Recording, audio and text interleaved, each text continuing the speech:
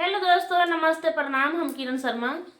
हम मंजू शर्मा अपना चैनल पर स्वागत करी छी। नमस्ते सब दाई माय दीदी भाईजी सब गोटन के प्रणाम करी छी। अहाँ सब हिना प्यारा आशीर्वाद देते रहबे ना, आगे बढ़बित रहब। और हम दोनों देवरानी जेठानी बहुत प्यारा से बेटी विवाह गीत बनावे जा रहा है। अहाँ सब जरूर सुनो, कमेंट जरूर करब। बहुत प्यारा से गीत अहाँ सब ज़्यादा से ज़्यादा कमेंट और शेयर करू कि जहिना अहाँ सब प्यार आशीर्वाद दऽ रहल छी ओहिना और आगा हम सब बढ़ी। और बहुत प्यारा से गीत छै। पता है नज़दीक कते आबि गेल छै महाशिवरात्रि, एहि पर हम सब शिव और गौरी के विवाह के ऊपर गीत बनावे छी। अहाँ सब जरूर सुनब और जरूर कमेंट करब। बहुत सुंदर से गीत है। कानी कानी कह